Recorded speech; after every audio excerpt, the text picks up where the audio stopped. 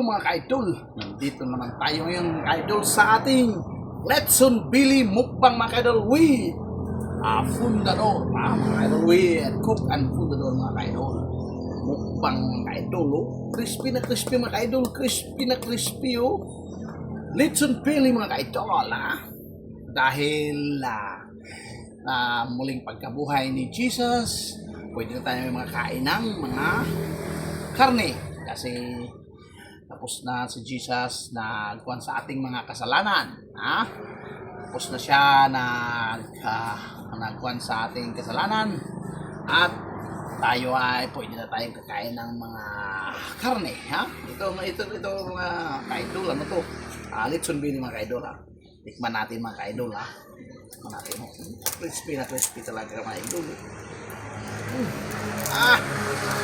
Crispy na crispy talaga mga ka-idol.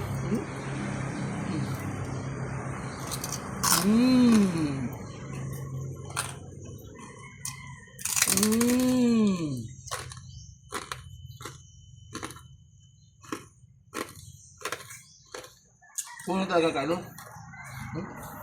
Kung may palitson kayo mga ka-idol, puntahan nyo si Pikoy. Dahil ka Pikoy ito. Pikoy Litson Baboy. Na located at Alanusa. Dahil ka Pikoy ito Siya na nag-sponsor nito. Pikoy, masarap talaga Pikoy. Ano mo? Sa ano pa lang, sa balat pa lang. Masarap na. Mga ka-idol, bili kayo nito. 2 lang to mga ka-idol. Pikoy Litson House. Located at Lanusa. Regarding so. Talaga.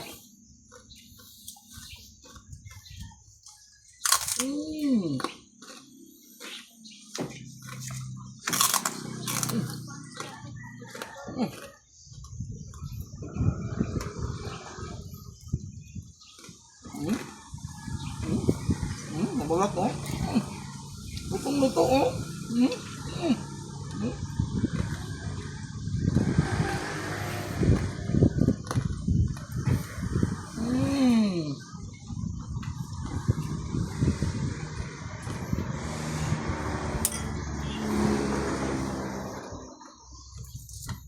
At pagbatulak idol.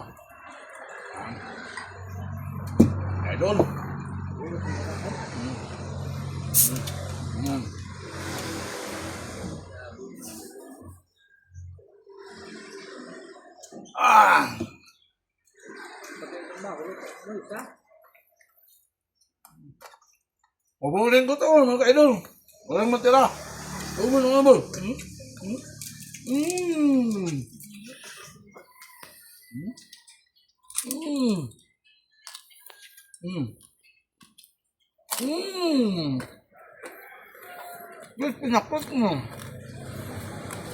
Crispy na crispy mga ka-idol.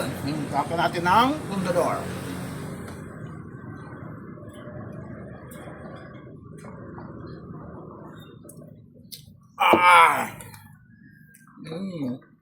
Sarap ito mga ka-idol sa pulutan.